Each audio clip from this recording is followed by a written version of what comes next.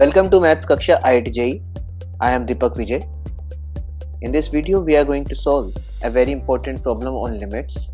Limit extending towards pi by 4, 1 plus ln of sine 2x minus sine 2x whole raised to the power sine 2x upon 1 minus sine 2x plus ln of sine 2x. इसका हमें value आपको find out करके देना।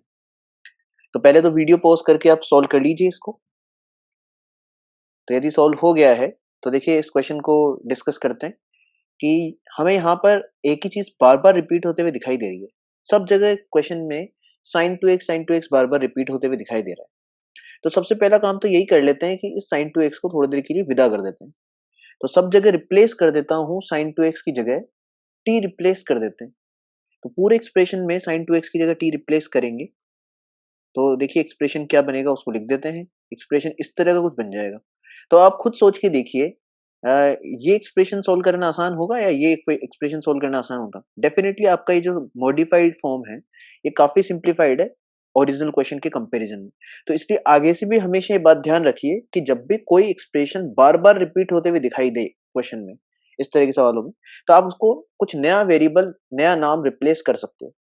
बस इसमें ये ध्यान रखना पड़ेगा कि ओरिजिनली x का लिमिट पाई बाय 4 था, क्योंकि वहां पर वेरिएबल सब जगह x था तो लिमिट भी x पे लगी हुई थी।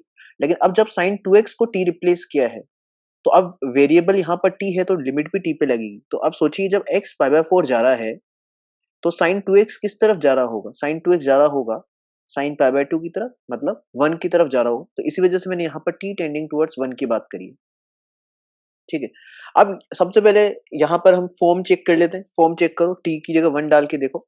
1 रिप्लेस करोगे तो 0/0 फॉर्म बनते हुए दिख रही है। करके देखिए आप। तो 0/0 फॉर्म है तो यहाँ पर आसान जो मेथड पड़ेगा वो पड़ेगा एल हॉस्पिटल रूल अप्लाई कर देते हैं।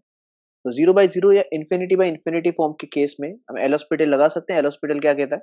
एल हॉस्पिटल कहता है कि आप यहाँ पर ये जो फंक्शन है यदि इसको एफ बोलें और डिनोमिनेटर वाले को जी बोलें, तो आप एफ एक्स अपॉन जी एक्स की जगह यदि एफ डैश एक्स अपॉन जी डैश एक्स पे भी लिमिट लगाओगे, सेम लिमिट, तो भी आंसर पे कोई चेंज नहीं आता है।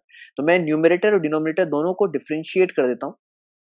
लेकिन उसके लिए डिफरेंशिएशन के लिए अपने को एक फॉर्मूला याद आना चाहिए, जो हमने डिफरेंशिएशन के फॉर्मूलाज की जो लिस्ट वाला वीडियो बनाया था उसमें भी वो फॉर्मूला मेंशन किया हुआ है। वो आपको याद रखना चाहिए कि एक्स की पावर एक्स का जो डिफरेंशिएशन होता है वो एक्स की पावर एक्स 1 प्लस एल एन एक्स हो जाता है। एक्स की पावर एक्स का डिफरेंशिएशन कितना होता है? एक्स की पावर एक्स 1 प्लस एल एन एक्स होता है। तो ये डायरेक्टली याद होगा तो ये क्वेश्चन और भी आसान हो जाएगा। सॉल्व करते वक्त आपको कोई दिक्कत आएगी नहीं। तो ऊपर नीचे दोनों तरफ डिफरेंशिएट कर देते हैं। तो 1 का डिफरेंशिएशन तो 0 हो गया है। एल एन टी का डिफरेंशिएशन देखिए 1/t होता ही है। और टी की पावर टी का डिफरेंशिएशन मैंने इस फॉर्मूला को यूज करते हुए लिख दिया है। टी की पावर टी 1 प्लस l n t. Similarly denominator को डिफरेंशिएट किया है। अब हल्का फुल्का इसको सिंप्लीफाई कर देते हैं। सिंप्लीफाई करेंगे तो ये एक्सप्रेशन इस तरह का दिख रहा है। तो अब आप देखिए, क्या अभी ये पूरा सॉल्व हो चुका है क्या? क्या अभी इंडिटरमिनेट फॉर्म हट चुका है क्या? तो 0 1 की t की जगह 1 डालेंगे तो ये 0/0 अभी भी बन रहा है। इसका मतलब इसको फर्दर सॉल्व करने की जरूरत है। तो फर्दर सॉल्व करने के लिए अगेन मैं क्या अप्लाई कर देता हूँ? एल हॉस्पिटल रूल अप्लाई कर देता हूँ। एल हॉस्पिटल रूल अप्लाई करूंगा, 1/t का डिफरेंशिएशन होता है -1/t²। फिर यहाँ पर हमें प्रोडक्ट रूल लगाना पड़ेगा क्योंकि दो फंक्शन है ना ये एक फंक्शन है टी का और एक ही दूसरा फंक्शन है। तो प्रोडक्ट रूल लगाना पड़ेगा। प्रोडक्ट रूल क्या कहता है कि पहले एक बार इसको छोड़ देंगे, इस सेकंड वाले ब्रैकेट को डिफरेंशिएट कर देंगे, फिर एक बार सेकंड ब्रैकेट को छोड़ देंगे और फर्स्ट को डिफरेंशिएट कर देंगे। तो देखिए कैसे किया जाएगा। 1/t का डिफरेंशिएशन -1/t²। नीचे भी देखो 1/t का मैंने -1/t² और -1 का तो 0 हो ही गया था, उसको लिखा नहीं मैंने। तो यहाँ पर प्रोडक्ट रूल लगा रहे हैं। सबसे पहले टी की पावर टी को डिफरेंशिएट कर देते हैं। टी की पावर टी का डिफरेंशिएशन करूंगा तो कितना आएगा? टी की पावर टी 1 प्लस एल एन टी। तो बेसिकली यहाँ पर 1 plus t l n t का होल स्क्वायर हो जाएगा। सिमिलरली सेकंड वाले केस में क्या करूंगा? टी की पावर टी का तो छोड़ दिया और 1 प्लस एल एन टी को डिफरेंशिएट किया तो 1/t आ रहा है। अब इसको पूरा सिंप्लीफाई करने की जरूरत नहीं है। आप केवल एक बार फिर से चेक कीजिए कि क्या ये इंडिटरमिनेट फॉर्म बन रहा है या नहीं बन रहा है। तो जब आप 1 रख के देखोगे तो ये इंडिटरमिनेट फॉर्म नहीं है, क्योंकि डिनोमिनेटर इस बार 0 है ही नहीं। तो इंडिटरमिनेट फॉर्म नहीं है, इस वजह से डायरेक्टली हम t को रिप्लेस कर देते हैं। क्यों इसको सिंप्लीफाई किया जाए फालतू? तो इसको डायरेक्टली जब t की जगह 1 रिप्लेस करोगे तो ये टर्म देखिए -1 बना। इसी तरीके से यहाँ पर भी ये 1 बन रहा है और ये भी 1 बन रहा है। तो ये -1 और नीचे भी एक -1। तो आंसर फाइनली आ जाता है इस क्वेश्चन का 3।